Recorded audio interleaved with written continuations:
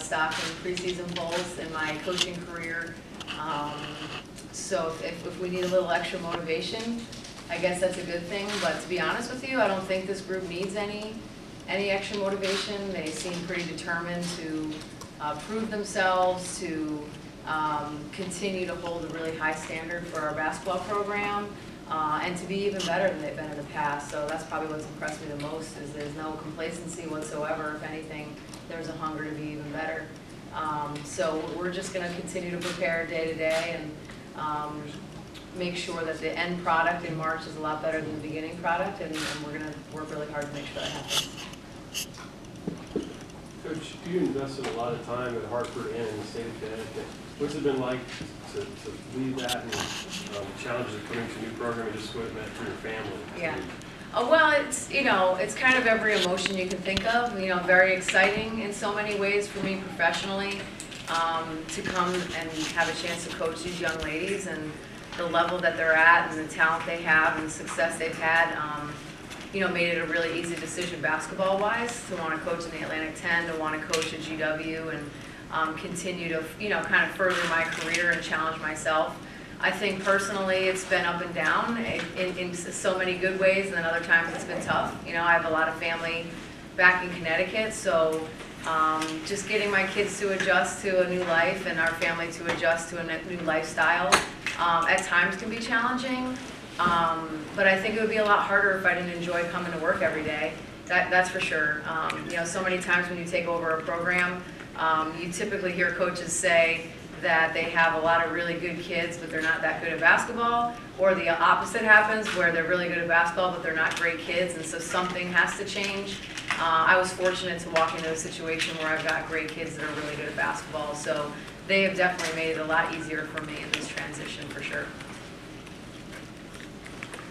Coach, you guys lost John Quellen, Lauren Chase, obviously, but you still return a plethora of players like Caira, Shannon Cranshaw, and Shiley.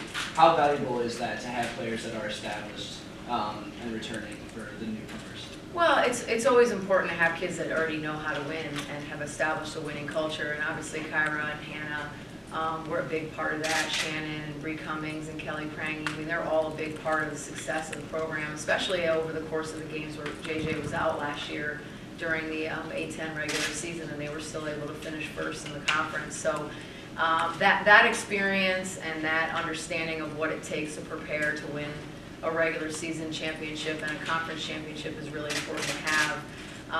But I think that for me, and probably for them, it was maybe a good time to have a new system, because the personnel is different, and how we're going to be good and the ways that we're going to have to be able to score is going to be different than what they've been able to do the last 2 years with Lauren and JJ out there. So it's going to take some time to adjust to that, but the nice thing is that they're very,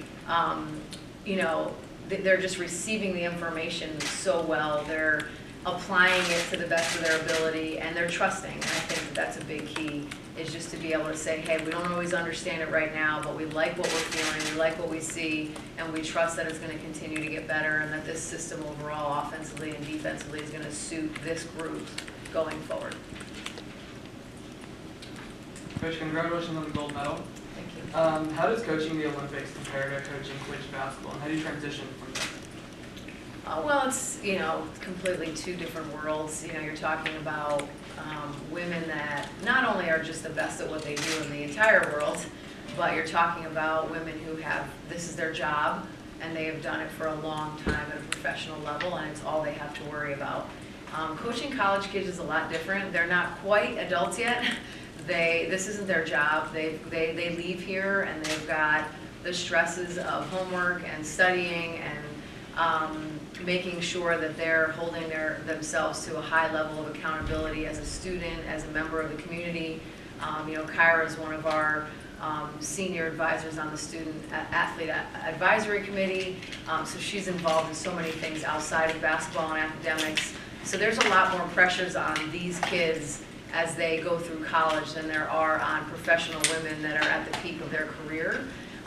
So it's very different, and in some ways it can be rewarding to be coaching women at the peak of their career, and in other ways it's like less to be done. They come, they do their job, they know what they're there for, they don't really want your input that much, And so it's fun to be around to see them excel, but it's not, you're not as connected. Whereas these guys, you're a part of their life, and you're there for them off the court. You're there to support them through the tough times. You're there to challenge them when they're not at their best, and you're helping them become those young professional women.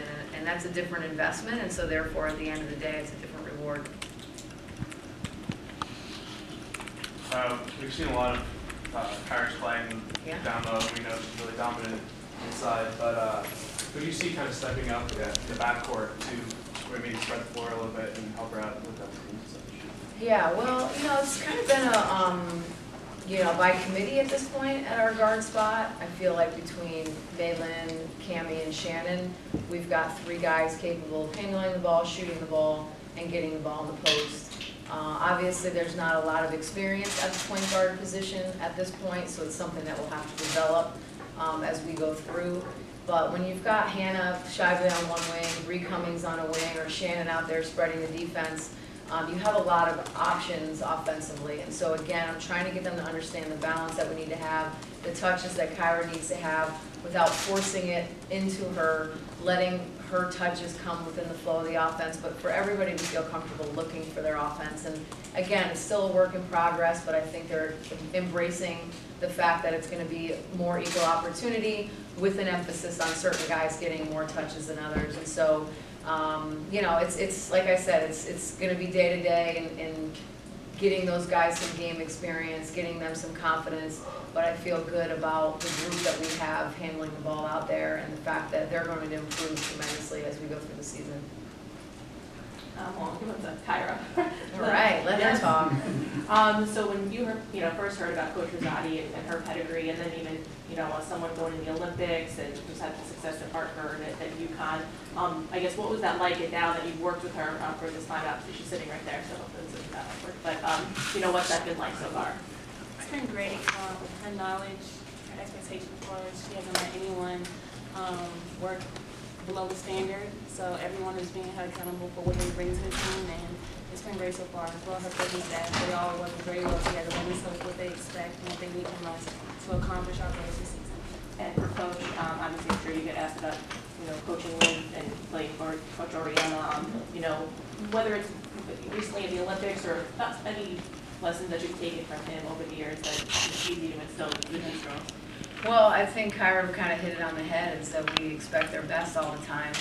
I don't think people understand the pressure it takes to be successful at UConn, because the standard is so high, not just amongst the fans, but more internally. Kids go there because they want to be great, they want to be pushed to their limit, and he doesn't let them perform below their best.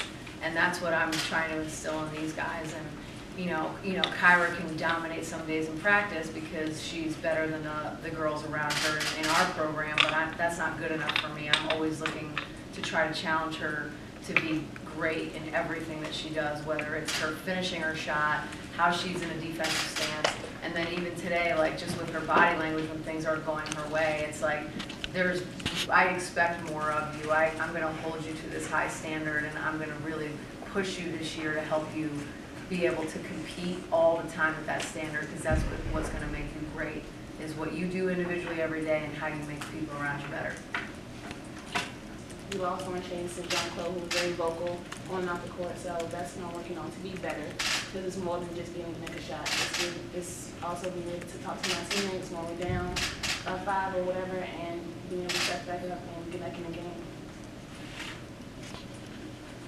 Okay, so in a couple of weeks, you'll head down to Florida for the Gulf Coast Showcase, and you can face some great opponents, Syracuse, runner-up national champions. How do you think that experience will come in handy for you guys down the stretch, especially for your newcomers? Come on, I'm not thinking about anybody besides Georgetown. So it does seem like it's so close, but yet it really is very far for us, with 2 weeks left of practice and then 4 games before we head down there. We very much, at this point in the season, are 1 game at a time.